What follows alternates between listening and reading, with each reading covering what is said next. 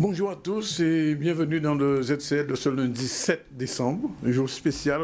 Bien spécial, Danick. Bien spécial. Bonjour Céline. Bonjour Danick. Nous sommes au lendemain des élections, donc ça signifie qu'on va parler élections pendant toute cette session. C'est une session un peu particulière. Nous allons recevoir tout de suite Erika Mérillon de Calista. Bonjour.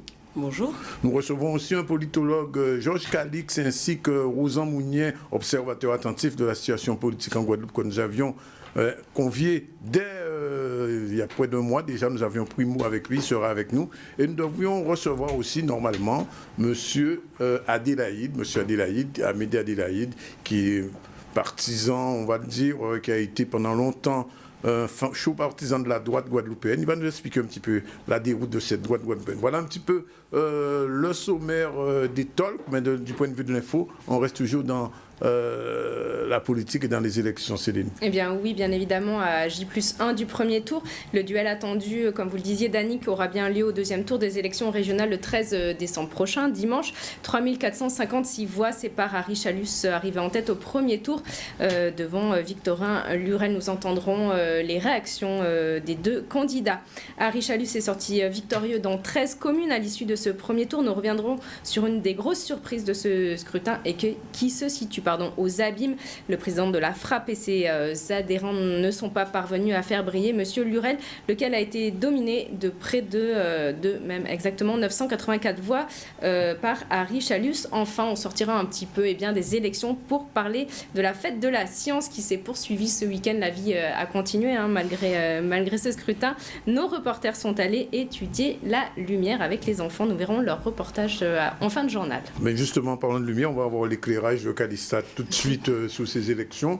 Rebonjour Erika Mérillon. Alors, il y a quelques semaines, vous étiez venu ici, on avait parlé d'un sondage qui avait été très contesté. Tout compte fait, vous avez eu plus raison que tort.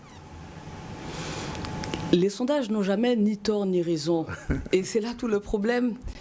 Ce sondage a beaucoup fait parler. Un sondage n'est qu'un instantané de l'opinion.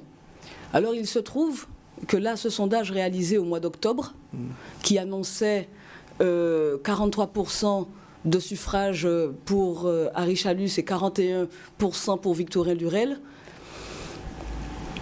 mais il se concrétise aujourd'hui dans les urnes. C'est intéressant parce que ça veut dire que la campagne... Quid de la campagne, justement, parce qu'elle aurait peut-être dû faire bouger les lignes depuis le mois d'octobre. Je suppose que les lignes ont bougé, mais dans les deux sens, oui. Ou dans tous les sens.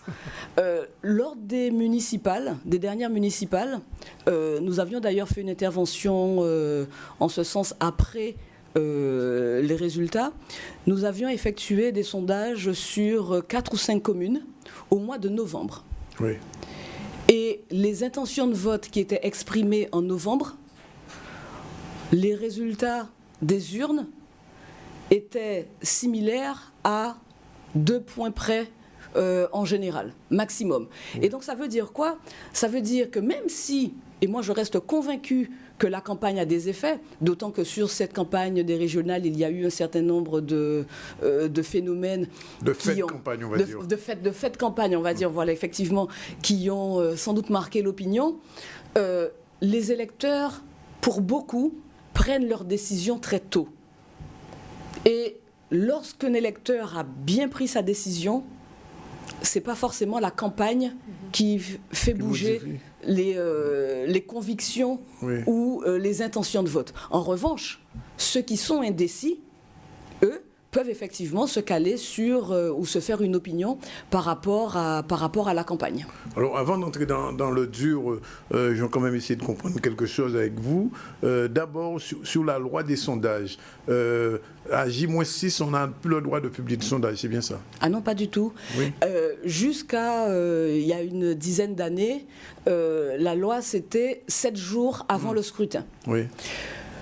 Mais en Europe, tous les pays n'avaient pas les mêmes contraintes. Et donc finalement, aujourd'hui, c'est 48 heures. Donc le dernier délai pour un scrutin qui est prévu le dimanche, qui démarre le dimanche à 8 heures, le dernier délai pour la publication d'un sondage, c'est le vendredi minuit. Alors, quel est le circuit quand, par exemple, votre institut a terminé un sondage, il doit en référer à une instance et après revenir sur le terrain? Alors, lorsque nous faisons un sondage, même un sondage sur les intentions de vote, en période électorale, s'il est publié dans les médias, s'il est diffusé dans les médias, nous devons en référer à la commission des sondages. Ce que nous faisons à chaque fois. D'accord. Et que nous avions fait pour ce sondage qui avait été effectué entre le 21 et le 28 octobre. Oui.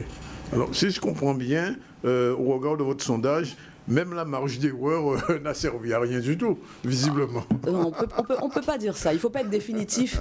La marge d'erreur est très importante. Oui. Parce que, elle est de combien en général?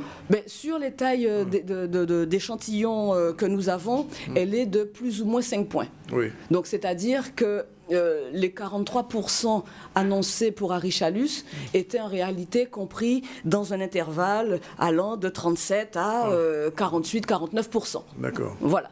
Donc, mais il faut savoir que même sur cette marge d'erreur, il y a une réalité statistique qui existe. C'est cette fameuse loi de Gauss.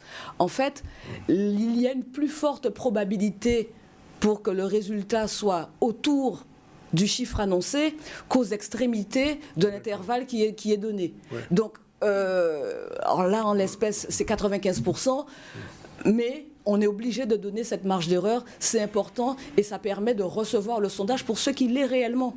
Tout à fait. Céline? Oui, peut-être sur la troisième place. Je crois que vous aviez annoncé également Laurent Bernier en troisième position dans le sondage, mais il était à 6%, je crois, de me souvenir, c'est ça? Voilà, et voilà, vous voyez, et là, des 5%, et là, qui n'est pas anodine malgré tout. C'est vrai que ce n'est pas anodin, mais là, heureusement que nous avions publié les marges d'erreur, puisque nous annoncions effectivement Laurent Bernier entre 9 et 3%. Oui. Donc, il est passé. Et là encore, il faut prendre le sondage pour ce qu'il est. Oui. Nous n'avions pas vocation à pronostiquer les résultats. Nous disions ce qu'était l'opinion au moment où la photographie a été faite. Il se trouve que cette photographie, on la retrouve dans les urnes. Les choses auraient peut-être pu être différentes. Mais là aussi, c'est intéressant parce que justement, hier, beaucoup de commentateurs disaient que concernant la campagne de Laurent Bernier, avec les poids lourds qui sont venus appuyer sa candidature, finalement, ça avait fait un petit peu pchit que ça n'avait pas été... appuyé ou coulé, finalement. Voilà, c'est la question. Alors, nous, ce qu'on observe dans nos sondages d'opinion depuis un certain temps, c'est effectivement cet effondrement de la droite locale. Ouais. Ça fait un petit moment que lorsqu'on regarde sur une question qui est posée sur la confiance accordée aux personnalités politiques pour conduire les destinées de la Guadeloupe, ça fait un moment que nous ne voyons plus les personnalités de droite émerger en haut dans les scores. Et Laurent Bernier, sur ce coup-là, je crois qu'il est un peu victime aussi, en quelque part, de la montée en puissance d'Harry Chalus, puisque si on regarde les scores réalisés en 2010 par Blaise Aldo, oui, qui avait fait, je crois, plus de 17 000 voix, il y a vraiment il y a d'une part un effondrement de l'électorat de droite, oui, mais je pense qu'il y a aussi une aspiration de cet électorat sur la liste d'Harry Chalus. Alors, je voulais revenir avec vous sur 3 éléments qui ont figuré souvent dans vos sondages. Premièrement, la notoriété des candidats. Oui. Deuxièmement, ce qu'on appelle la cote d'amour, et puis la relation de confiance avec les électeurs. Alors, sur la notoriété, souvent, Lurel était en tête, si je ne me trompe pas. Oui, toujours. Il a quasiment toujours été en tête. Oui. Et lorsque Mme Michaud-Chevry était présidente du conseil régional, elle était en tête. La notoriété, c'est quoi? C'est uniquement le reflet de l'exposition médiatique. Le président du conseil régional, non, absolument pas. Le président du conseil régional est la personnalité politique majeure sur notre territoire. La plus visible. Oui, bien sûr, la plus visible, mais c'est celle aussi qui a les éléments, qui a les clés, qui a les clés de la politique en Guadeloupe. Et donc, forcément, elle est beaucoup plus médiatisée, il y a plus matière à intervenir dans les médias. Donc c'est tout à fait normal que chaque fois, on retrouve un président de conseil régional en tête de la notoriété. Alors, sous la Côte d'Amour, c'est-à-dire la préférence, on a le sentiment quand même que la côte depuis quelques sondages, la côte de Chalus ne cessait de grimper. Ça se traduit, donc ça a une corrélation avec le vote? Mais on est bien obligé d'y voir une corrélation, puisque nous, effectivement, depuis octobre 2012, nous avons vu la cote de confiance accordée à Henri Chalus grimper, et parallèlement, avril 2011 a marqué le début de l'effritement de celle de Victorin Lurel. Donc, on est bien obligé de constater qu'il y a d'un côté une pente ascendante et de l'autre une pente qui est plutôt descendante. Ça me fait penser, on parle de code d'amour, de notoriété, c'est très lié à un exercice de séduction et justement, est-ce que ça veut dire que les programmes ils sont un peu moins importants? On a parlé de personnalisation, bien sûr, une fois de plus, mais est-ce qu'on est vraiment là-dedans? Je pense qu'il y a réellement une partie de l'électorat qui se définit par rapport à... qui se définit avec son cœur, qui vote avec son cœur. Et le cœur, c'est pas le programme qui lui parle. Donc, quelque part, oui, la personnalité des candidats joue pour beaucoup dans la part de suffrage qu'ils vont recueillir. Donc l'électeur n'est pas rationnel, pas trop. Il définit sa part rationnelle s'exprime autrement. Il cherche, en général, l'électeur cherche ce qu'il y a de meilleur pour lui, en tout cas dans la façon dont il voit les choses. Et rationnellement, il se détermine en fonction de cette vision. Alors, l'autre aspect, et on va essayer là aussi de trouver une corrélation, c'est entre la perte de confiance de l'électorat vis-à-vis de sa classe politique et l'abstention, qui ne fait que croître depuis quelques élections. Alors, effectivement, à partir du moment où la population manifeste dans les sondages une certaine défiance vis-à-vis de la classe politique, il est beaucoup plus difficile pour elle de se mobiliser pour aller voter, pour aller s'exprimer par rapport à un personnel politique dans lequel elle voit peu de renouvellement. Le seul renouvellement, si on peut dire, qu'on voit apparaître sur cette élection, c'est Mélina Seymour, qui fait quand même un score relativement honorable, même si, il faut quand même le dire, elle n'est pas à sa première participation, puisqu'elle était présente sur la liste de Blaise Aldo en 2010, et je crois même qu'elle était avec Marseille aussi. Donc oui, donc elle est déjà un peu rodée aux joutes électorales, mais il n'y a pas beaucoup de renouvellement, et donc face à ça, l'électorat a du mal à se mobiliser. Tout de même, la participation, il y a quand même eu 20 000 voix environ, 20 000 votants de plus qu'en 2010. Oui. Donc, il y a eu un regain de mobilisation, mais pas suffisant pour qu'on puisse dire effectivement que la classe politique renoue avec la confiance du peuple. Alors, il y a environ, quoi, Cadistat existe depuis à peu près 12 ans, c'est ça? Non, l'année prochaine, nous aurons 20 ans. 20 ans déjà. Il y a 20 ans, il n'y avait pas de réseaux sociaux. Donc c'est un élément nouveau qui intervient dans le débat politique. Est-ce que de votre point de vue, je ne sais pas si ça ressort dans vos sondages, mais est-ce qu'on a le sentiment aujourd'hui que les réseaux sociaux pèsent ou ont pesé sur les élections et sur cette élection en particulier? Je pense qu'aujourd'hui, il faut clairement prendre en considération ce nouvel élément de communication. C'est une communication instantanée, c'est une communication qui met en avant des éléments que les médias traditionnels ne peuvent pas mettre en avant.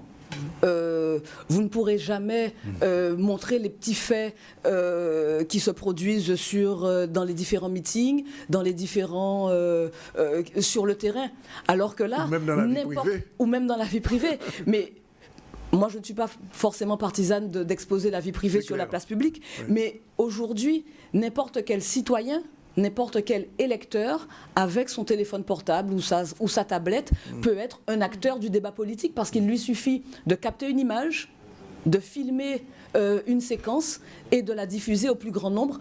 Et à ce moment-là, effectivement, le plus grand nombre accède à une information que certains auraient préféré passer sous silence. Je voulais juste expliquer le petit clin d'œil. J'ai vu passer ça effectivement ce matin dans les réseaux sociaux. Je suis Calistat et ça m'a fait sourire. Je savais que vous veniez sur le plateau. Ça vous a fait sourire également? En fait, c'était un petit clin d'œil.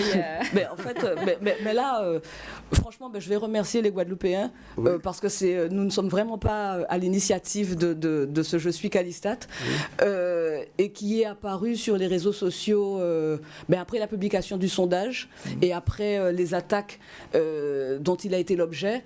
Et il y a un certain nombre de personnes qui ont préféré s'exprimer et dire qu'il fallait faire confiance aux entreprises locales.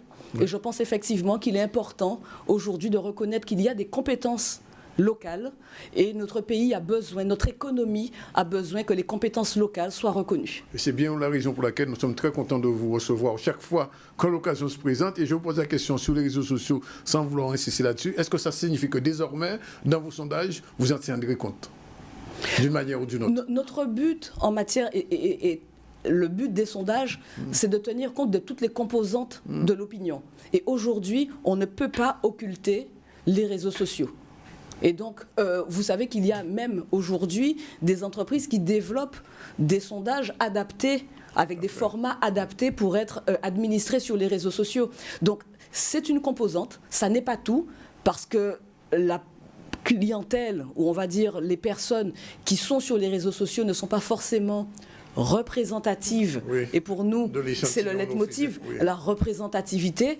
Les personnes qui sont sur les réseaux sociaux ne sont pas forcément représentatives de l'électorat, représentatives de l'opinion, et donc il faut en tenir compte, mais ça ne peut pas constituer un tout à part entière. Tout à fait. Oui, peut-être justement sur la mobilisation à nouveau, est-ce que ça y est, le duel qu'on attendait, il est là pour le deuxième tour. Est-ce que les gens, selon vous, alors je ne sais pas si, comme ça, en première analyse, ça va amener les gens à aller davantage aux urnes? Et deuxième question, peut-être, qui va derrière sur la volatilité un petit peu de toutes ces gens qui ont voté pour les petites listes, entre guillemets. Qu'est-ce qu'ils comptent faire? Comment ça va se... Alors, la première chose, je pense qu'on peut dire, mais ça c'est l'analyse des différents scrutins qui nous l'enseignent, en général, on vote plus au second tour qu'au premier. Donc on peut s'attendre à un petit regain de participation, même si on ne va pas exploser les plafonds, à mon avis, mais il y a fort à parier qu'il y ait une mobilisation un petit peu plus conséquente pour le deuxième tour. Concernant les petites listes qui font moins de 5%, voire moins de 3%, ça fait effectivement, quand on les additionne, 11 000 voix à peu près. Je pense surtout qu'il faut se garder de toute projection automatique. Et le Guadeloupéen, l'électeur guadeloupéen aujourd'hui vote en conscience, même si on a dit qu'il n'y avait pas forcément ce côté rationnel qu'on aimerait bien voir, mais il est rationnel pour la personne qui vote et qui s'exprime au travers des urnes. Je pense qu'il faut vraiment éviter de faire des calculs arithmétiques. La politique n'est pas que de l'arithmétique, et les électeurs sont les seuls propriétaires de leur voix.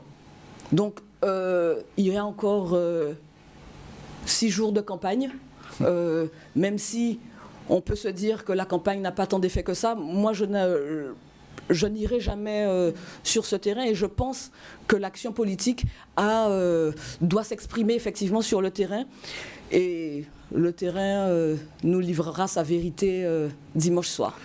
Il est 12h58, Erika Mérillon de Calistat. Je vais vous poser 2 questions, ce sont peut-être probablement les 2 dernières. J'en ai une dernière. Alors, l'avant-dernière, et la dernière sera Céline comme d'habitude, pour ne pas changer. Alors, premièrement, les abîmes, ça a été une surprise, les abîmes et le Lamentin, qui sont 2 bastions, entre guillemets, du PS, où l'UREL n'a pas réussi à passer en tête, et puis sous l'effondrement du PCG et de la liste UPLG. C'est les 2 questions qui sont pas connexes, mais enfin, on peut disserter un peu là-dessus. Analyser le vote aux abîmes, ne me semble pas. Pour l'instant, je pense qu'il nous faudra prendre un petit peu plus de recul et peut-être regarder aussi les résultats du deuxième tour pour avoir une lecture plus fine aux abîmes. Et puis, mais il faut aussi peut-être regarder bureau par bureau, quartier par quartier, pour savoir réellement ce qu'il en est. Je pense qu'il faut effectivement également éviter de reporter les voix de la liste forcément sur l'opposition abimienne, principalement incarnée par Olivier Servat.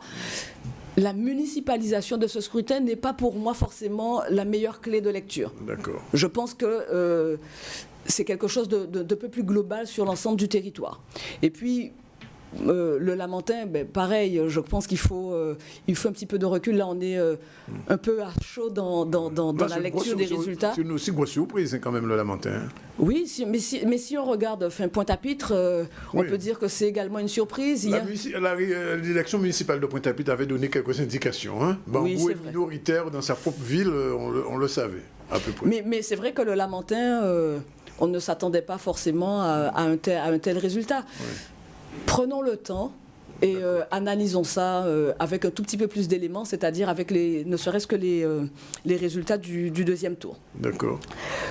Concernant l'UPLG et le PC, l'UPLG, je crois que ce n'est pas une organisation qui est aujourd'hui cortiquée pour aller briguer les suffrages des Guadeloupéens. Ouais. Et là, le score de Marie-Christine Mirkidal, je n'irai pas jusque-là, mais il est... le nombre de voix qu'elle a récolté est relativement faible, et je reste persuadée qu'il y a un socle ou un réservoir de voix nationalistes sans doute un peu plus important que ce qu'elle a collecté, mais peut-être que là aussi elles ont été aspirées par d'autres listes. C'est aussi une éventualité. Une hypothèse. C'est aussi une éventualité. Pareil pour Cados. Vous pensez que Cados, qui quand même a été à la région qu'on connaît, qui a été la passionnariat du PCG quand même. Je veux bien croire que le PC n'est plus le même des années de 70-80, mais enfin à ce point-là, quand même, descendre aussi bas, ça s'était jamais vu. Même dans les municipales. Oui, puisque le PC a remporté quand même une semi-victoire rapport lui il y a moins d'une année. Oui, enfin, il y a un an et quelques mois. Peu importe, mais c'est à Port-Louis. Oui. Et là encore, le scrutin, il est sur l'ensemble du territoire. Il est sur l'ensemble du territoire. Oui. Et je pense, de surcroît, que les deux fortes personnalités, les deux fortes listes qu'il y avait, cette bipolarisation du scrutin a siphonné une partie de l'électorat de droite, mais également d'extrême gauche. Jean-Marie Nomertin avait fait près de 4000 voix en 2010. Après, bien évidemment, après le LKP. Mais là, aujourd'hui, il ne lui en reste plus que la moitié, je pense. J'ai pas, voilà. Donc, quelque part, il y a vraiment eu une aspiration, une concentration des voix sur les deux listes conduites par Victorin Lurel et Harry Chalus. Et donc, ça a été plus difficile pour les... Chalus, je crois quand même. Surtout celle de Chalus, parce que je rentre dans l'audio rapidement. Je note qu'à Port-Louis, il y avait un membre de l'UPLG sur la liste d'Harry Chalus. D'Harry Chalus. À Port-Louis, Madame Mio fait 9 voix. À Port-Louis. Donc ça signifie bien qu'il y a un report quelque part. C'est ce que je disais tout à fait, vous avez tout à fait raison. Dernière question, Céline. Oui, alors je lisais en fait dans les analyses ce matin dans la presse, un observateur qui notait qu'en cas de ballotage, cette situation était rarement à l'avantage des listes arrivées en seconde position. Est-ce qu'en termes de statistiques, c'est quelque chose qui se vérifie ou à votre sens ? Là encore, difficile de se prononcer et très clairement, moi je préfère laisser les électeurs s'exprimer dans les urnes et si vous voulez bien, on pourra commenter tous les résultats après. La semaine prochaine, par exemple, ou plus tard, mais il vaut mieux laisser les électeurs s'exprimer. Au final, c'est toujours eux qui ont le dernier mot. Tout à fait. Bien écoutez, Camérion, merci d'être venu, d'avoir tenu parole, puisque nous avions pris mot il y a quelques semaines de cela. Et donc, nous avons éclairé sur ces élections. Ce n'est pas fini, puisque nous allons recevoir tout à l'heure un politologue et un observateur attentif, au moins 2 observateurs attentifs de la situation politique. Et nous aurons l'occasion de revenir plus en détail sur ces élections. Tout de suite, il est pratiquement 13h. On va prendre une page de pub et on va retrouver tout à l'heure M. Calix et M. Mounien. C'est bon, je peux.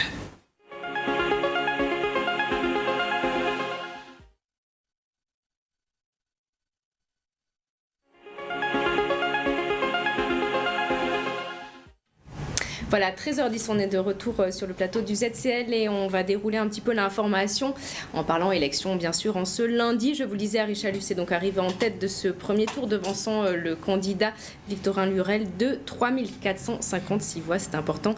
La liste Changer d'avenir a obtenu 43,55% des suffrages exprimés contre 41,09% à Victorin Lurel. Le vote d'hier n'a donc en aucune façon chamboulé un petit peu les pronostics établis quelques semaines avant ces consultations. Nous allons entendre tout de suite la réaction d'Harry Chalus.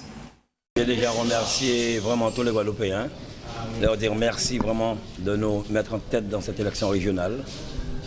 Remercier les administrés, les électeurs des îles surtout, la Désirade, Marie-Galante, les Saintes, qui n'ont vraiment publicité. Remercier tous ceux qui ont travaillé autour de nous pour que nous puissions sortir devant. Et nous espérons, après cette semaine qui arrive, travailler sur le terrain, aller à la rencontre des abstentionnistes de manière à ce qu'ils puissent, avec nous, transformer l'essai dimanche prochain. Optimistes ou pas, nous allons travailler pour pouvoir aller chercher les abstentionnistes, comme je vous l'ai dit, car aujourd'hui, la Guadeloupe a lancé un appel. C'est un appel lancé, un appel qu'on m'a lancé. Les Guadeloupéens ont entendu l'appel de la liste Changer d'avenir. Nous allons continuer à travailler vraiment pour pouvoir transformer cet essai, parce qu'il faut vraiment donner une nouvelle opportunité à la Guadeloupe. Nous voulons vraiment réconcilier les Guadeloupéens avec eux-mêmes. Il n'est pas normal qu'un homme puisse diviser la Guadeloupe. Dès que vous n'êtes pas pour quelqu'un, on est contre vous. On a divisé des familles, des voisins, des amis. Nous voulons vraiment réconcilier ces familles, retrouver cet amour qu'il y avait en Guadeloupe qui faisait la force des Guadeloupéens. Donc nous allons travailler pour cela, pour que dimanche prochain, les Guadeloupéens puissent changer leur avenir. Et je finirai en leur disant que Dieu vous bénisse. Merci encore. Nous avons bien travaillé et nous sommes très fiers des résultats.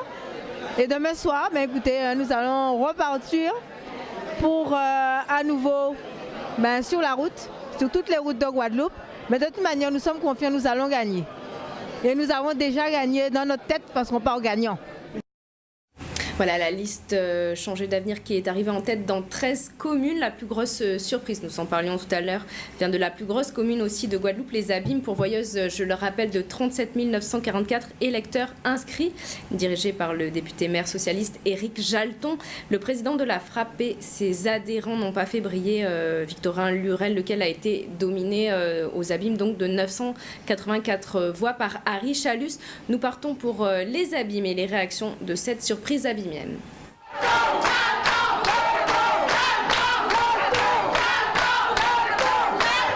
Le résultat est forcément à relativiser. On savait que les élections étaient très serrées, les sondages, même si on les a contestés quelque peu, mais manifestait une tendance vis-à-vis d'Harry Chalus.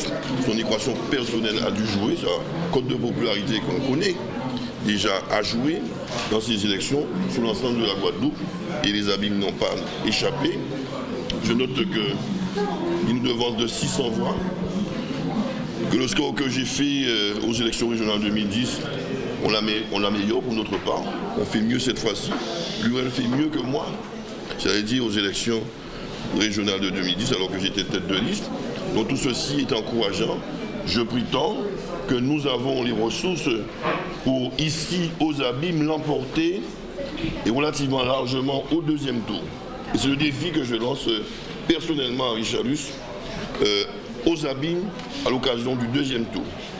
La FRAPP, les Abîmiens qui aiment véritablement les Abîmes, qui sont là pour défendre les intérêts de la vie des Abîmes, à l'intérieur évidemment de grands combats pour la Guadeloupe, relève le défi et nous gagnerons les élections en tout cas sur le territoire de la ville des Abîmes au deuxième tour, avec la frappe, avec tous ces militants qui ne se sont pas mobilisés au premier tour, avec des élus, certains ne se sont pas mobilisés davantage, certains déçus de ne pas avoir été sélectionnés pour être sur la liste de l'Ouest, parce qu'ils étaient 17 à vouloir figurer sur la liste, pas sélectionnés du 7.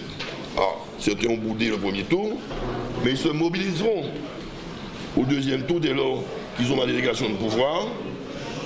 Certains sont adjoints. Il est hors de question qu'ils restent chez eux pendant que les autres défendent les intérêts supérieurs de la vie des Abîmes. Eh bien aujourd'hui, qu'est-ce qui a manqué à Richard Luce et à la liste Changer d'avenir pour gagner au premier tour? Eh bien c'est encore le travail sur le terrain, le travail de conviction, expliquer notre programme sans cesse, démontrer aujourd'hui qu'on a besoin aux Abîmes et en Guadeloupe de nouveaux souffles. De nouveaux souffles parce que la jeunesse souffre, parce qu'aujourd'hui... Voilà, il est 13h15. Nous continuons donc à explorer un peu ce qui s'est passé hier et pendant les quelques semaines de cette campagne. Je reçois, je vous l'avais dit, le politologue Georges Calix et Rouzan Mounier, observateur attentif de la situation politique de la Guadeloupe. Tous deux avec eux, on va essayer d'entrer dans le dur et comprendre, et je vous poserai à tous les deux la même question. Êtes-vous surpris par ce qui s'est passé ? Non, dans la mesure où, ayant moi-même participé au sondage, la bipolarisation avait été annoncée, l'avance d'Arichard Luce avait également été annoncée, et donc on savait que les élections étaient extrêmement serrées avec un léger avantage pour Arichard Luce. Donc je ne suis absolument pas surpris du résultat global. Oui. Par contre, là où il y a des hypothèses à émettre, ça concerne Pointe-à-Pitre, Abîmes. Oui. Et je vous rappelle que sur votre antenne même, j'avais précisé que l'avantage qui était celui d'Arichard Luce était lié à deux sociologies d'électorats différents. D'un côté, Arichard Luce qui a pu mieux s'implanter dans les classes populaires et dans la jeunesse. Et on constate que dans toutes les grosses villes où il y a des quartiers, soit qu'il est très près du maire, en tout cas des quartiers populaires, où il est très près du maire, où il gagne, Pointe-à-Pitre, Abîmes, et que par ailleurs, effectivement, cette dynamique ferait que, même si Victorin Lurel a la machine de guerre, mais que cette dynamique populaire fera en sorte que Arichard Luce ne serait pas considérablement distancé dans certaines communes au point d'envisager un basculement. C'est la raison pour laquelle les sondages et les analystes l'avaient placé légèrement en tête. Rouzan Mounier ?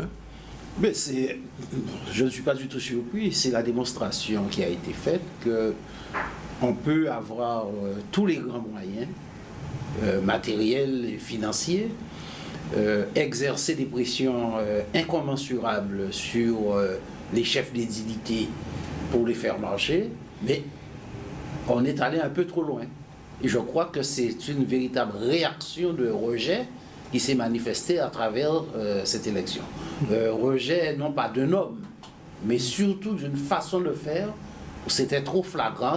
Ensuite, on l'a bien vu tout au long de la campagne, des événements comme ceux de Marie-Galante ont bien montré que on frôlait pratiquement le déni de démocratie.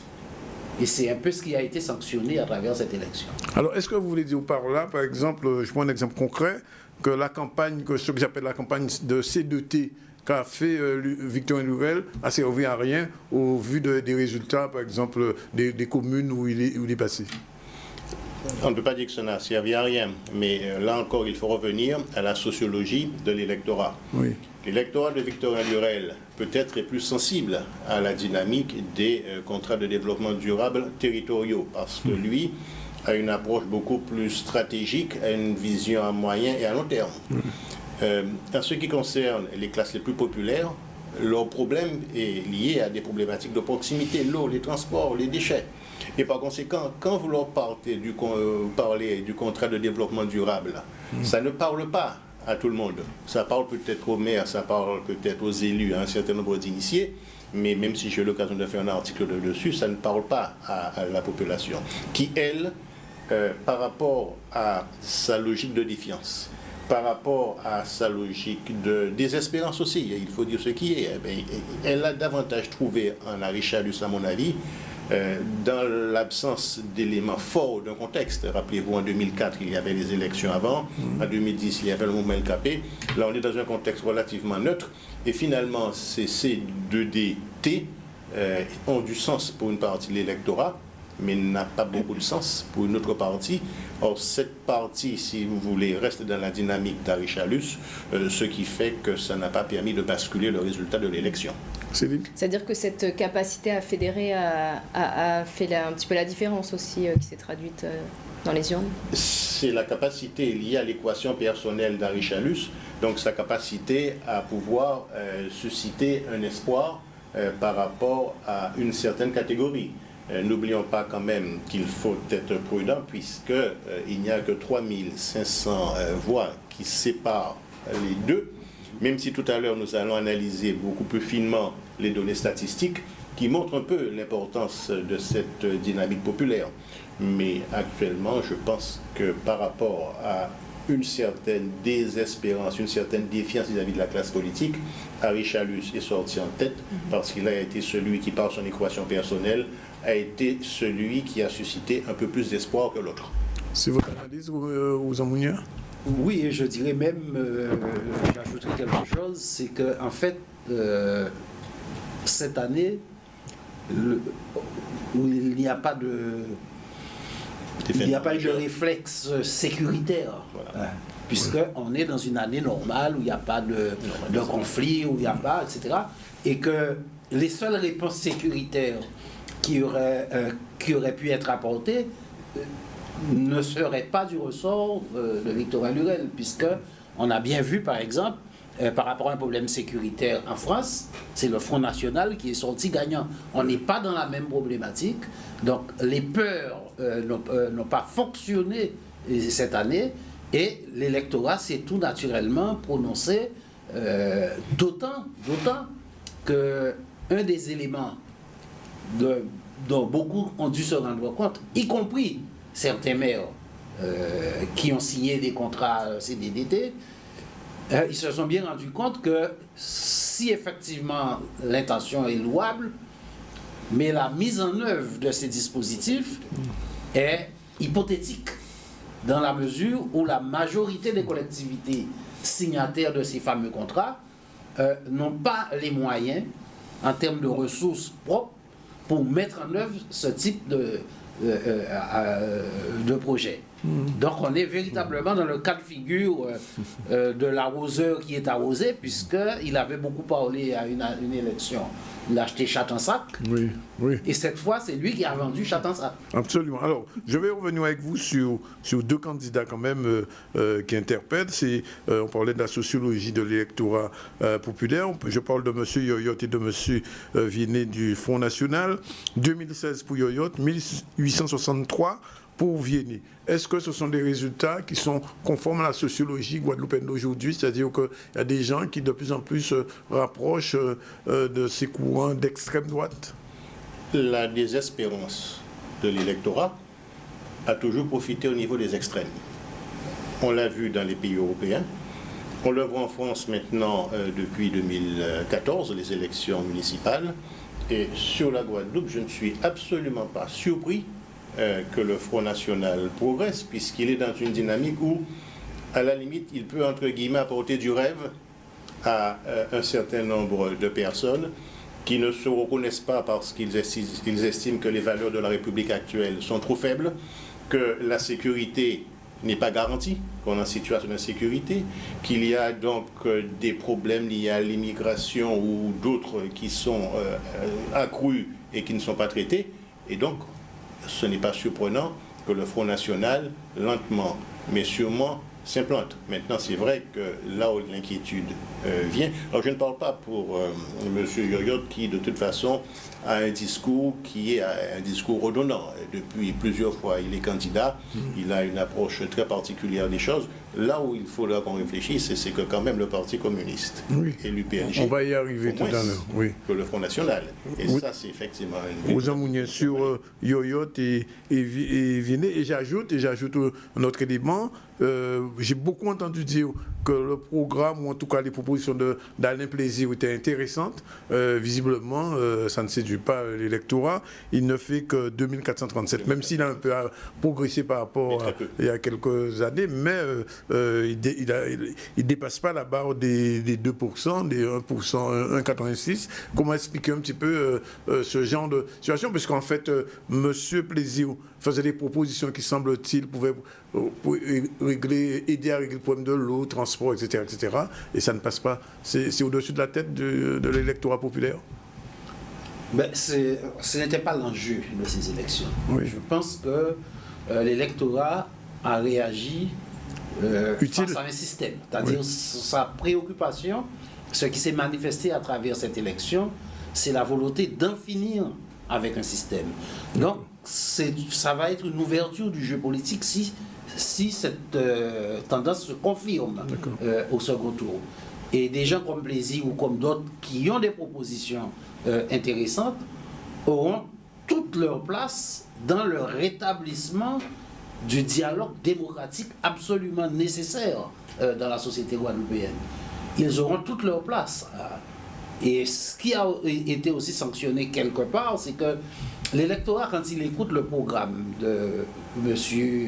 Plaisir, il écoute celui de l'UPLG et celui de Mounakados, ou voire même celui de Mélina Seymour, il se dit, mais vous avez raté l'occasion de faire œuvre commune et de présenter un projet cohérent. Il n'y a pas de grande divergence idéologique, ni conceptuelle, ni voire même en termes de projet entre ces différentes listes. Si effectivement elles s'étaient constituées en une seule liste, probablement ils auraient dépassé, y compris la liste des Républicains. Donc il y avait ce créneau-là, mais manifestement les gens se sont dit, puisque vous avez choisi la voie de l'isolement où chacun veut compter ses voix, ben, moi je vote utile et je vote pour précisément l'alternative réelle face au système, c'est-à-dire je vote pour le changement, même si je ne suis pas tout à fait satisfait des orientations et des projets qui me sont proposés. Avant la pub, une question, Céline? Oui, peut-être sur le numéro 3, hein, Laurent Bernier et la droite, on parlait tout à l'heure d'effondrement avec Éric Amérian qui parlait d'effondrement de la droite, votre point de vue là-dessus, et peut-être la corrélation avec peut-être le FN qui avance quelque part, est-ce qu'il profite aussi de cette érosion un petit peu? En partie, dans la mesure où quand on voit les résultats du Front National, c'est quand même à Saint-François et à Sainte-Anne où les scores sont les plus élevés. C'est aussi lié certainement à l'implantation d'une communauté de l'Hexagone qui cherchent donc à faire en sorte, en tout cas qui, quand on les entend parler, estiment que certaines valeurs de la République ne sont pas suffisamment prégnantes à la Guadeloupe. Donc ça, c'est le premier point. Le deuxième point concernant Laurent Bernier, il est certain que, d'une part, il y a une division de droite, puisque Chalus gagne à Gros-Bert. Oui. Lurel gagne à Vieux-Habitants. Ça veut donc dire qu'il pouvait espérer sur Fauvert-Savant à Sainte-Rose qui s'effondre. Oui. À partir de ce moment-là, il ne pouvait compter que sur lui-même. Les bastions traditionnels se sont effondrés, ou alors sont passés entre guillemets à l'ennemi. Alors son calcul, c'était de faire 10%, mais on voit bien qu'il a du mal, malgré son attitude courageuse par rapport à l'eau, il a du mal à franchir la barre des 5%. Par contre, ce qui est intéressant, c'est de savoir ces voix, comment vont-elles se dispatcher, parce que le deuxième tour, oui. On va en parler tout à l'heure, juste après la pub. Il va être 13h30. On prend une page de pub, et puis on se retrouve tout à l'heure pour la suite de ce débat.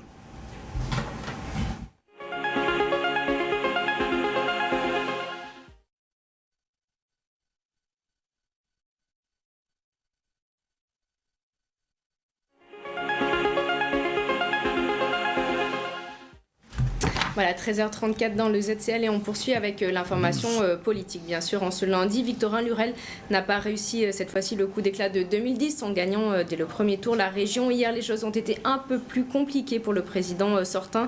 Victorin Lurel n'avait jamais été battu à Basse-Terre depuis 2004. Or, lors de ce premier tour, il s'est fait devancer par Harry Chalus, qui, rappelons-le, a pour second sur sa liste Marie-Luce Panchard, la maire de Basse-Terre. On écoute les réactions de Victorin Lurel, c'était hier soir.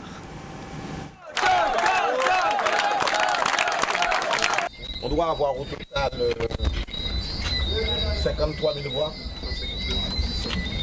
56 000. Et l'adversaire combien? Bon.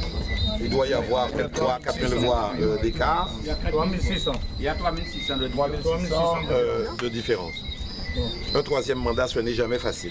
On savait qu'avec une faible participation, presque mécaniquement, il y avait un deuxième tour.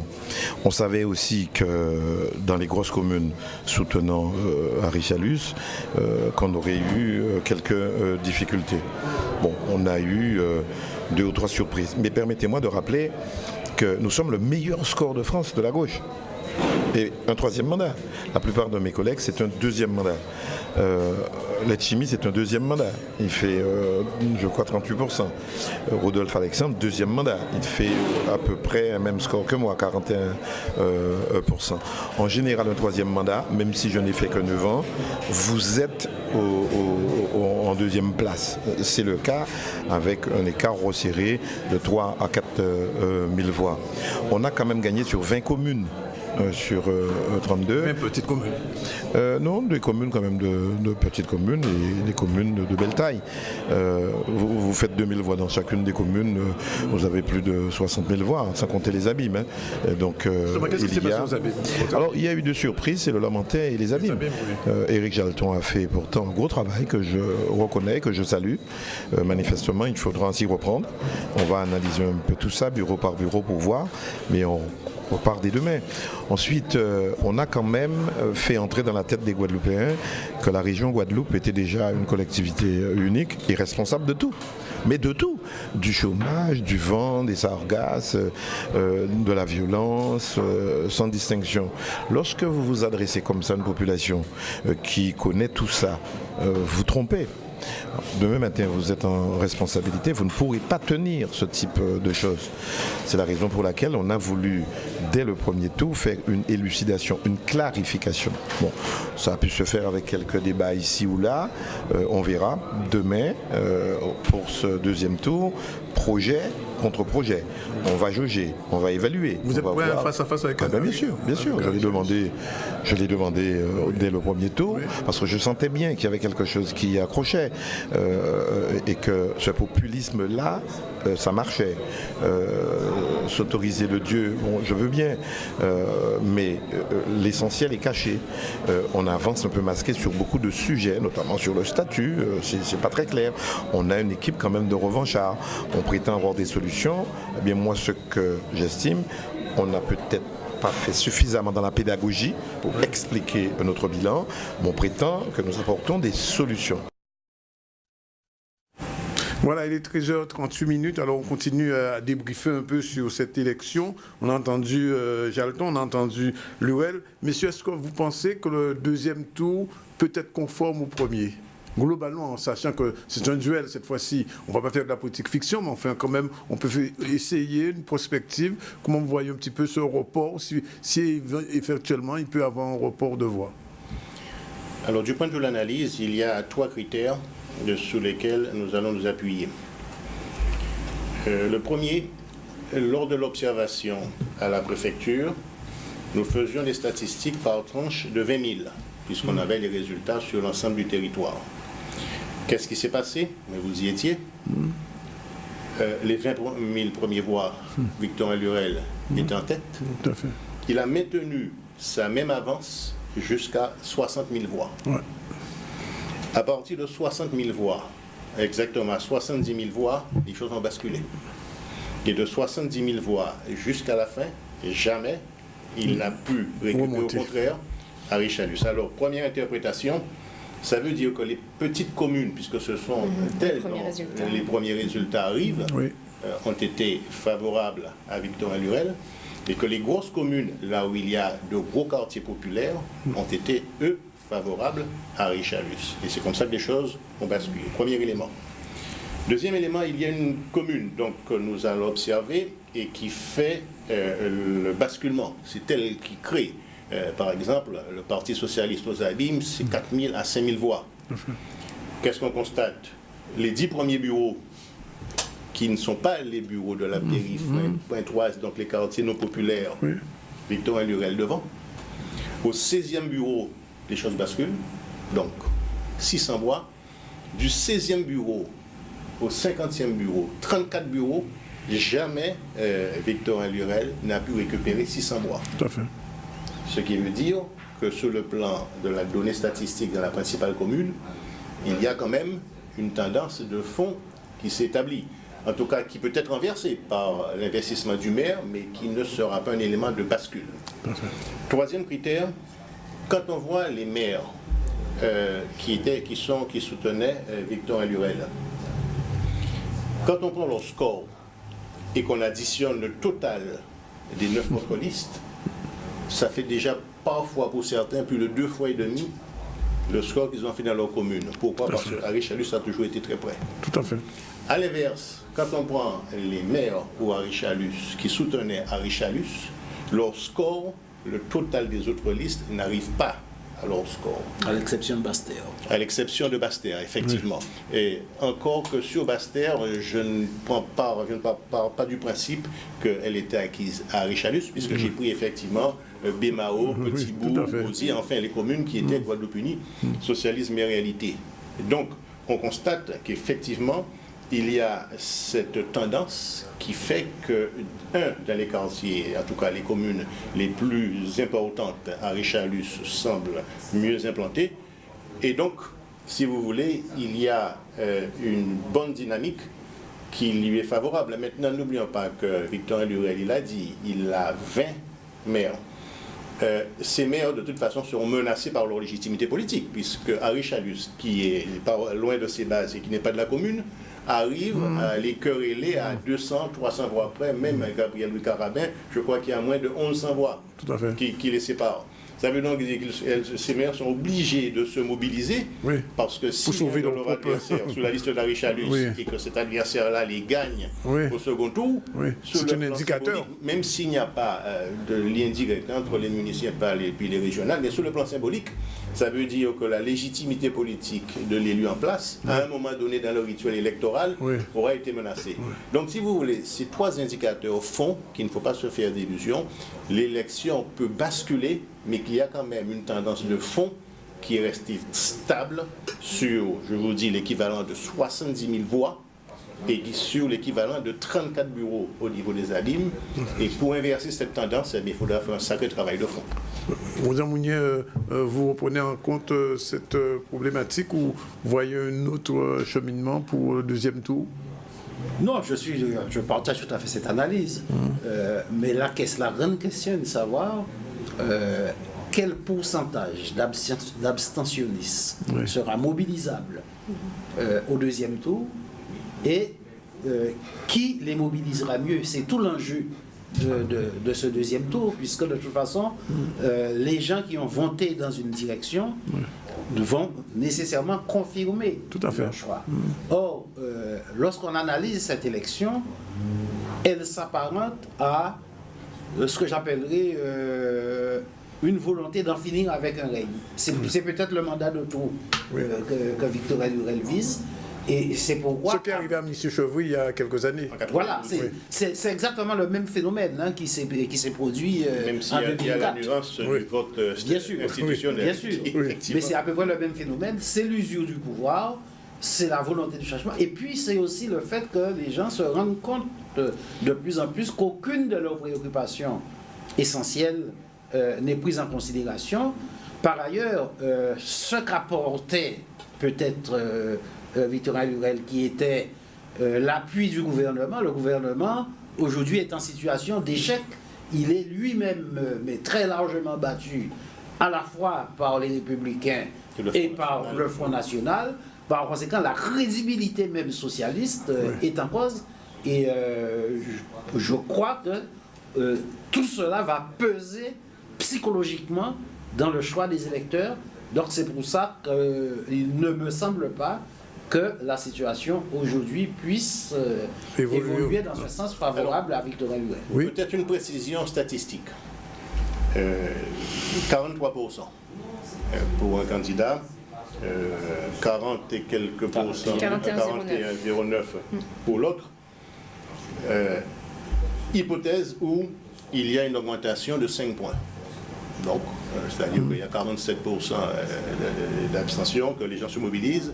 On passe à 52% de participation.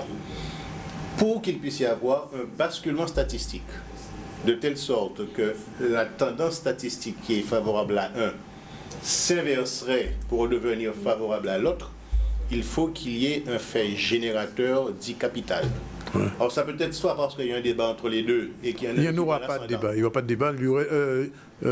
Chalus a refusé le débat. Oui, mais ce qui s'explique, Victorin Lurel est candidat sortant, il avait à défendre son bilan, il arrive en ballottage défavorable, il n'y a pas de débat à avoir. Bien sûr. Mais sauf fait générateur important, donc il y a une tendance statistique, que je vous dis, sur les 3 critères que je viens de donner, il me semble bien établi. Il me reste maintenant simplement à vérifier bureau par bureau, mais actuellement ça risque d'être difficile pour la liste de Victorin Lurel. Peut-être juste un mot sur d'éventuelles consignes de vote, on en parlait en aparté. Est-ce qu'elles sont opportunes? Est-ce qu'il va y en avoir effectivement de la part des candidats qui ne sont pas dans ce ballottage? Quel intérêt à le faire, à ne pas le faire? Non, pas de consigne de vote. De toute façon, cette campagne a été assez acerbe. Et les listes qui ne sont pas passées ont été trop critiques vis-à-vis du président sortant, voire même vis-à-vis d'Henri Chalus, attention, pour pouvoir donner des consignes de vote. Alors, sur le plan de la tendance, ceux qui n'ont pas voté pour le président sortant, en termes d'alternatives, soit qu'ils resteront chez eux, parce que le débat ne les concerne plus, soit qu'a priori, ils manifestent une propension pour le changement. Et on peut penser que les choses, c'est pourquoi je vous dis qu'il n'y aura pas, à mon avis, de grands bouleversements sur le plan statistique. On peut penser que les choses seront relativement équilibrées, avec peut-être un léger avantage pour celui qui est censé incarner le plus le changement. Alors, on va aborder, vu le dernier point que je souhaiterais, peut-être l'avant-dernier ou le dernier, Céline? Le dernier, je pense. Le dernier, c'est la question statutaire qui n'était pas à l'ordre du jour de ce débat. Mais au vu de la composition de la liste d'Henri Chalus avec Guadeloupe Unie, on peut penser que ce débat, officieusement en tout cas, un jour ressortira.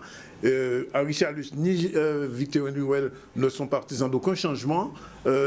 Les partisans du changement que sont peut-être Mona Kados, voire Mire Marie-Christine, n'ont pas eu l'audience ni l'électorat souhaité. Est-ce à dire qu'en Guadeloupe, nous sommes entrés dans une phase où la question du devenir statutaire de la Guadeloupe soit définitivement réglée, comme le disait souvent Lurel il y a quelques années? Je pense que la période qu'on va vivre à l'issue de ces élections, ça sera forcément une période de transition où l'application de la loi Notary va permettre des expérimentations nouvelles et à terme, le débat politique, puisqu'un débat politique comme celui de la question statutaire n'est jamais un débat complètement fermé.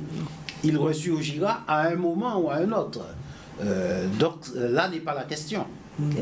De toute façon, on est dans une situation aujourd'hui où il y a des enjeux qui sont importants au plan géostratégique, au plan économique. L'Europe traverse une crise dont personne ne connaît l'issue, avec notamment le conflit avec Daesh, avec notamment la libéralisation complète des marchés et le règne sans partage de l'OMC sur les relations économiques. L'Europe est en plein affaiblissement et que par conséquent, je ne suis pas persuadé que les réponses nationales françaises seront suffisantes pour permettre de régler les grands problèmes auxquels la Guadeloupe sera confrontée à terme. Donc, je crois que de toute façon... Ce n'est que partie remise à votre avis. ce n'est que partie remise. Oui. Ce n'est que partie remise. Un dernier Il y a mot. une raison diplomatique Oui. et les faits, et je rejoins Rosan Mounien, vont rattraper. La raison diplomatique, ce n'est pas le moment dans un débat aussi serré d'aller poser le problème de l'évolution institutionnelle. Pourtant, je pense que la Guadeloupe est mieux, mais ce serait maladroit. Maintenant, avec la loi Noutré, et ça je suis parfaitement d'accord à ce niveau-là, mais écoutez, par la force des choses, il y aura de toute façon de nouvelles compétences, de nouvelles responsabilités. Nous sommes dans une dynamique de mondialisation et d'européanisation, de l'Europe des régions. Ça veut donc dire qu'à un moment donné, pour pouvoir affronter ces deux dynamiques, il vaut mieux que nous soyons une entité soudée à même de pouvoir maintenir une résilience, que deux petites entités qui de toute façon auront des résiliences qui seront limitées, et avant d'ailleurs qu'il y en ait une, celle du social, qui devienne complètement asphyxiée économiquement. Il faut donc mettre en place, cette dynamique se mettra en place, à mon avis, d'elle-même et par la force des choses. Juste un dernier mot, c'est vraiment le dernier mot, et très rapidement, sur ce qui s'est passé à la Martinique, où on a vu Alfred Marie-Jeanne en difficulté vis-à-vis 32% contre 39% pour l'aide-chimie. L'aide-chimie qui est partisan, entre guillemets, d'une forme d'autonomie. De toute façon, aujourd'hui, c'est la CMT en Martinique. Est-ce que vous pensez que là aussi, très rapidement, que la Martinique, sur cette question-là, prend un autre chemin tout de suite? Écoutez, ce qui est certain, c'est qu'au regard de la possibilité laissée par la loi Noutré, qui existait déjà depuis la modification du 28 mars 2003, la possibilité d'adapter des lois, vous allez constater que la Martinique ainsi que la Guyane en tant que collectivité unique va solliciter beaucoup plus ce processus d'adaptation que nous, qui resteront, en tout cas, je vous dis, dans les premiers mois, parce que je reste persuadé qu'il y aura du débat. Il y aura de toute façon c'est clair. Et qu'il y aura de toute façon une évolution. Donc, ce n'est que partie remise. Dernier mot, Rosan, peut-être non? Oui, bien sûr, pour Alfred Marie-Jeanne, je crois qu'il fait une volonté extraordinaire parce qu'on leur donnait perdant à plat couture. Oui, complètement. Donc il y aura, même s'il ne passe pas, mais il y aura une opposition très forte au niveau de, qui existe déjà d'ailleurs, de la collectivité. Et que quelque part, bien sûr, c'est un problème, c'est plus un problème de relève qui se pose déjà, au niveau du milieu. Martine. Voilà, bien messieurs, je vous remercie en tout cas d'être venus. Dès 13h52, on va recevoir tout à fait rapidement monsieur Adélaïde qui est là, qui nous attend. C'est un dernier mot sur l'information avant que monsieur Adélaïde vienne nous rejoindre pour parler un petit peu de la droite. Oui, on va quitter un petit peu la politique, quelques instants pour parler de la fête de la science. Oui, qui continue pendant le scrutin. Et la fête de la science est donc poursuivie ce week-end avec des ateliers découvertes pour les enfants. Une équipe de Canal 10 s'est rendue dans un de ces ateliers et on y causait lumière. On regarde ce reportage. L'atelier en particulier que je vais vous présenter, ça s'appelle les boîtes à lumière. Donc en fait, c'est pour se figurer comment le soleil rentre dans une pièce, et justement quels choix qui sont faits en matière donc, de construction pour pouvoir avoir un éclairage naturel optimal. D'accord ? Donc on joue sur les formes, on joue sur les couleurs, donc c'est toujours du choix en matière de construction, en matière architecturale. Aujourd'hui, on a vu plein d'expériences. Celle-là nous montrait le trajet de la lumière dans une pièce avec différents filtres. Par exemple, quand on a une vitre, par exemple, une ouverture avec une vitre verte, alors on voit que la lumière se déplace du côté droit et que le dessin se reflète. Et aussi, j'ai vu que c'est très intéressant, il y avait beaucoup d'activités. Et puis voilà. Ce qu'on a voulu présenter autour d'une case, de 2 pièces case, qui est une case traditionnelle guadeloupéenne, on a voulu présenter en fait le positionnement du soleil et l'orientation d'une maison sur un terrain. Voilà. Simplement, on a voulu avoir le lever du soleil jusqu'au coucher du soleil et avec un petit artifice de lumière artificielle, montrer les ombres, la protection que peut avoir la toiture par rapport à la façade de la maison. Donc voilà. C'est ce rapport qu'on a cherché à démontrer pour dire aux gens simplement qu'on peut se protéger du soleil, pas forcément en rafraîchissant des pièces, mais simplement en trouvant des artifices architecturaux qui permettent de rafraîchir l'intérieur de la maison. Voilà. Donc, on est sur un solstice d'hiver ou un solstice d'été. Voilà.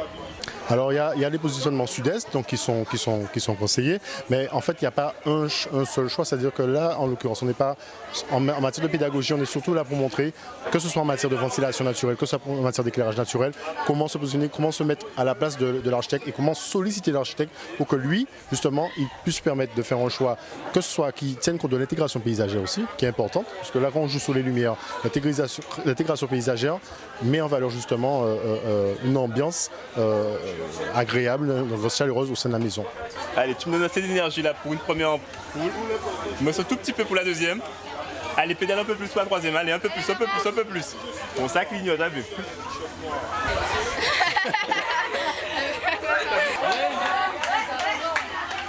Voilà, on était parti pour la science, pour mieux revenir à une autre science, la science politique. Sur la science politique avec Amédée Adélaïde, qu'on a plaisir à recevoir chaque fois sur ce plateau. Amédée Adélaïde, bonjour. Bonjour. Alors, on avait pris mot il y a quelques semaines sur cette élection et on a déjà débriefé sur la gauche, l'extrême gauche, etc. etc.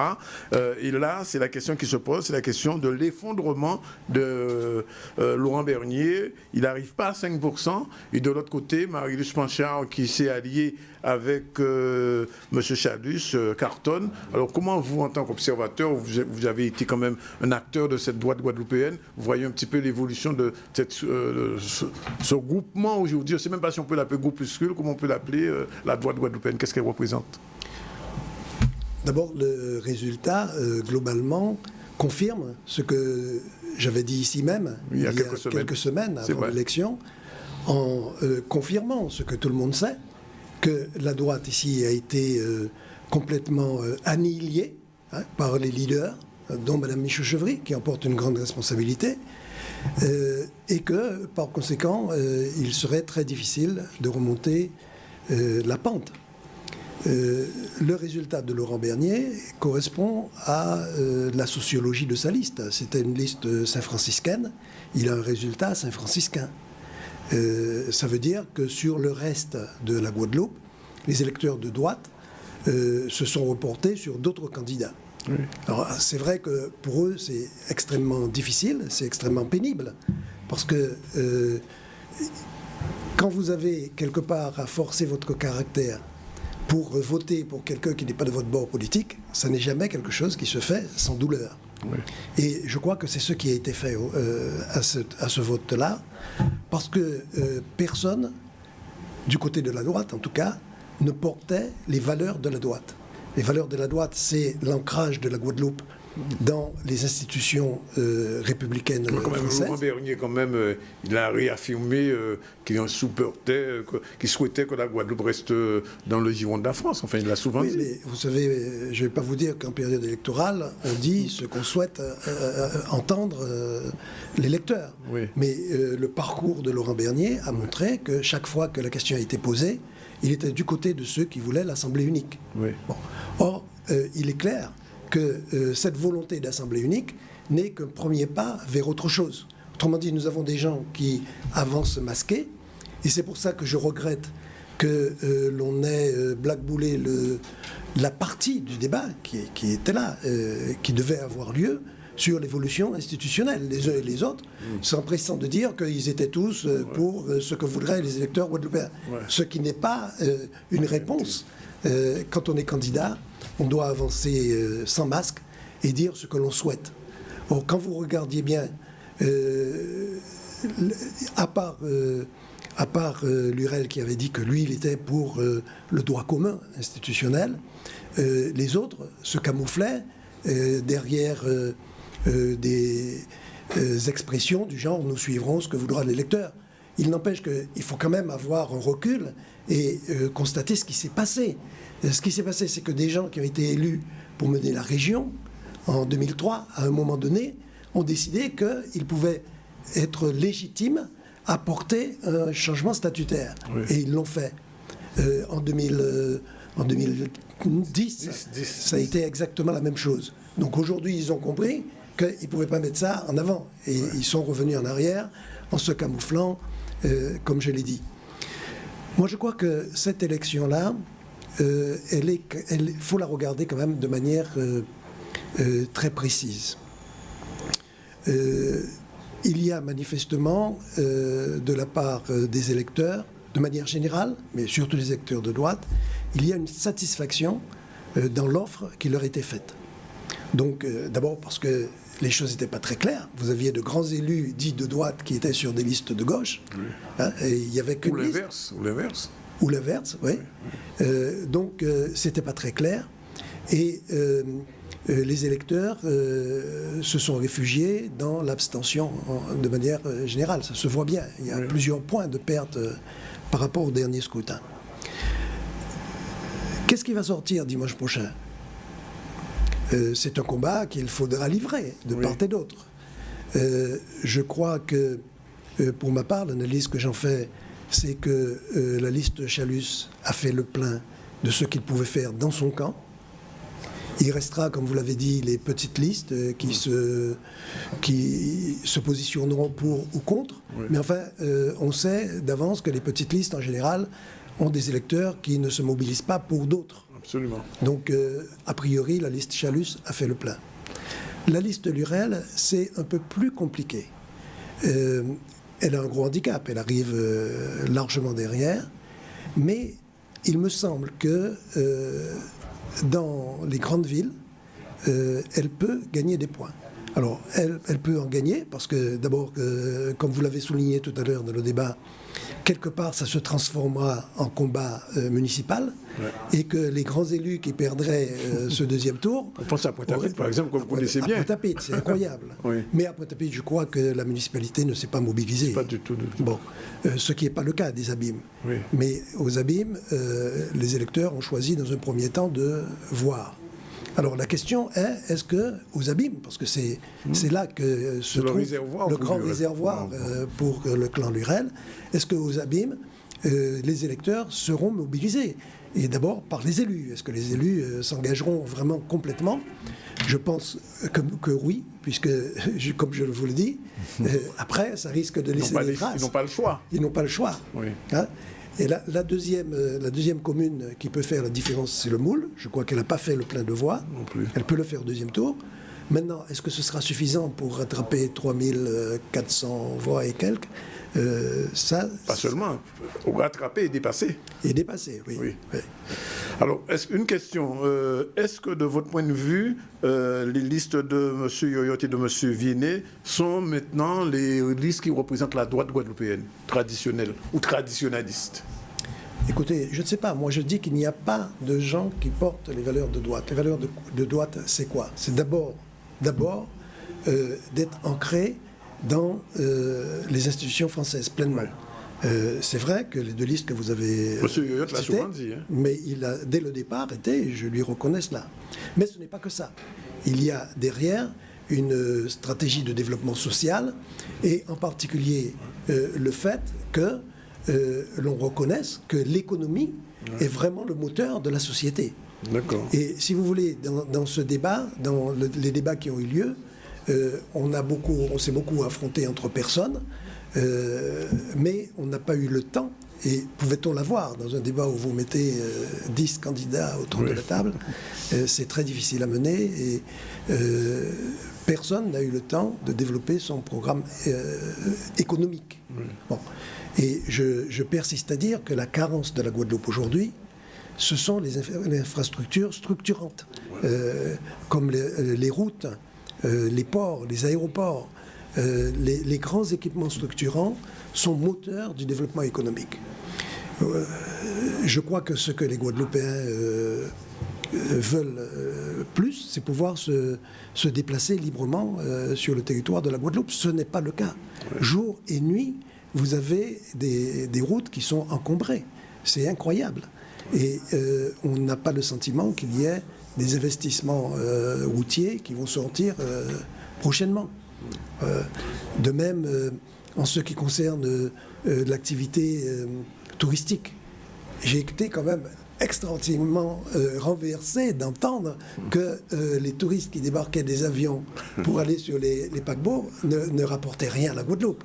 Bon, on n'a pas besoin de réfléchir 2 secondes pour comprendre qu'un avion qui arrive avec 400 touristes, ces 400 touristes, il faut s'en occuper. Il faut des gens pour s'occuper de l'avion, il faut s'en occuper de l'aéroport, il faut un transport. Le car, il ne descend pas de l'avion.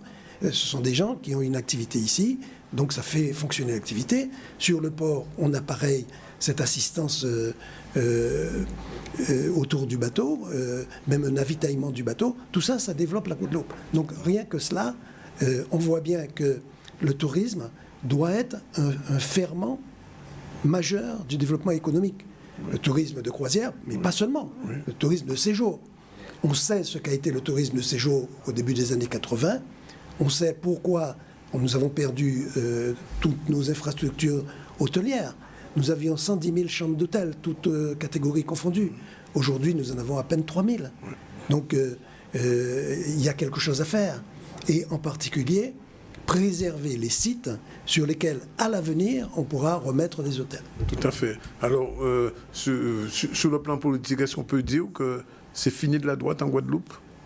Parce qu'on a vu en Martinique que M. Monplaisir a quand même existé, il existe toujours, il a 11%. En Guadeloupe, je ne sais pas si on peut comptabiliser Mme Panchard comme étant de la droite réellement, on ne peut pas la comptabiliser dans le vote. On a que la référence, c'est M. Bernier. Alors, quid de la droite guadeloupéenne? Non, mais la droite existe par ses militants et ses électeurs. Oui. Donc maintenant, il faut trouver un leader qui saura la redynamiser et fédérer. Bon, encore une fois, ce problème de l'évolution statutaire, tout le monde vous dit c'est pas grave. Hein, on a entendu tout à l'heure dans le débat précédent que de toute façon ça se fera. Mais ça n'est pas la question de savoir s'il y aura une évolution des collectivités vers telle ou telle forme. Ce que nous disons, c'est que si cette évolution existe pour l'Hexagone, eh bien nous la voulons pour nous. Donc si un jour les départements doivent disparaître, ben, très bien. Mais ce que nous ne voulons pas, c'est que les élus arrivent masqués. Pour prendre de la distance, prenons le cas de la Martinique. Vous avez un grand élu qui a dit qu'il voulait un statut particulier. On lui a donné le statut permanent. Mais maintenant, il dit qu'il faudra aller plus loin. Ouais. Eh bien, c'est ce que nous ne voulons pas pour la Guadeloupe. D'accord. C'est une question peut-être? Non, c'était aussi un petit peu sur l'avenir de la droite. Peut-être alors revenir rapidement sur la campagne en fait qu'a menée François Bernier. On a entendu plein de choses aussi autour de ça. L'appui de Bruno Le Maire, c'est des poids lourds qui sont venus lui donner leur appui. Le dossier du SIAG, qu'est-ce qui a pesé, qu'est-ce qui a été contre lui, est-ce qu'il est passé à côté de sa campagne? Je crois que le premier problème, c'est sa liste.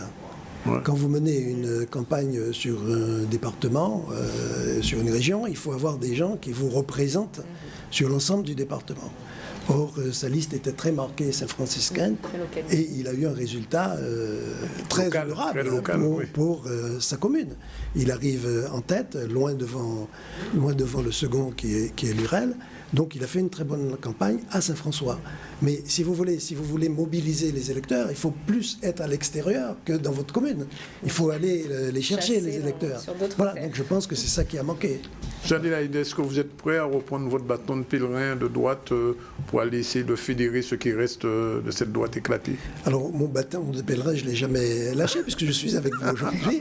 Mais je crois qu'en ce qui concerne le leadership, il faut trouver quelqu'un de plus jeune, de plus engagé et qui soit prêt à donner du temps, parce qu'il y a beaucoup de temps, beaucoup d'énergie. Il y a du travail. Il y a du travail. Juste un mot et on va se quitter là-dessus. Ce qui se passe en France, ça vous étonne?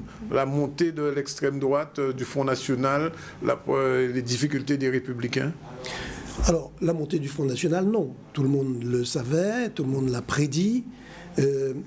Ce qui est un peu surprenant, c'est que, d'une part, le Parti socialiste est assez bien résisté, malgré tout, parce qu'on s'attendait à un effondrement plus important, et d'autre part, que le Parti les Républicains aient fait un score relativement médiocre, je dirais, surtout si vous considérez qu'ils représentent aujourd'hui la droite plus le centre. Oui, donc, ça montre qu'ils n'ont pas su gérer cette attente de la population française. On peut reprocher beaucoup de choses à Sarkozy, et moi-même je lui reproche beaucoup de choses dans la gestion des affaires, mais enfin il est celui qui avait réussi à réduire le Front National. Oui.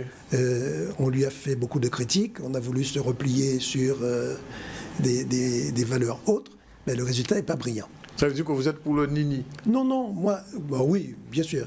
Non, mais ce que je veux vous dire, c'est que le Front National, je vais dire cela comme ça et m'expliquer après. C'est une création de François Mitterrand. Oui, c'est-à-dire que c'est François Mitterrand qui a permis au Front National de franchir une barre des 5% à partir du moment de ce moment-là où il ne pouvait que dans le temps gagner. Bon, les socialistes n'arrêtent pas de jouer de cela. C'est-à-dire que quand ils sentent qu'ils vont mal, eh bien, on s'acharne à dénigrer le Front National, à dire qu'il est anti-républicain, c'est presque des mauvais Français, on devrait les chasser, leur enlever la nationalité. Et il s'est passé une chose extraordinaire. Cet événement qui s'est passé le 13 novembre a déclenché chez les Français une surréactivité aux problèmes de la nation.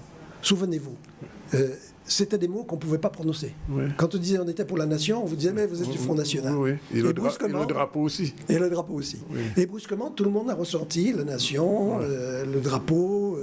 Voilà. Donc, on a conforté l'idée que le Front National était dans le vrai. Alors, je vous passe en plus l'idée sécuritaire, etc. Bien, écoutez, je vous remercie d'être venu, d'avoir attendu, mais d'être venu. C'est toujours intéressant de vous entendre. Dernier mot, Céline, avant qu'on clôture définitivement. Il est pratiquement 14h11. On a vraiment largement débordé, mais enfin. Non, j'avais plus d'infos, si ce n'est l'image du jour, mais vu qu'on n'a pas le temps, je vais peut-être la garder pour demain. Pour demain? Oui. Bien. Ben, écoutez, on va remercier tous ces gens qui sont venus avec nous aujourd'hui. Cadistat, M. Mounien et M.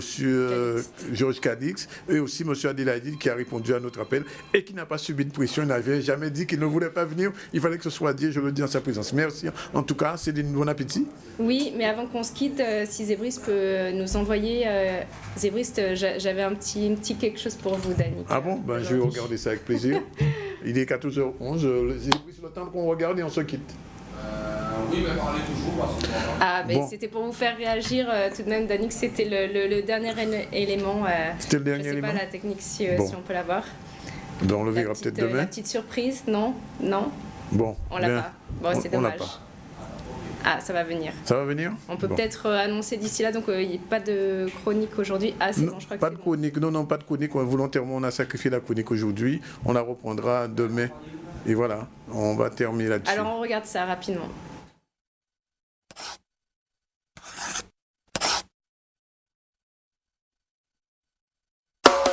I wanna wish you a happy birthday. I wanna help you celebrate. I wanna wish you lots of presents. I wanna help you eat your cake. If you party in the island way, you'll be jamming all night till the light of day. Your birthday is your day to shine. Another year and you'll be looking fine. So have no worries, don't you hesitate.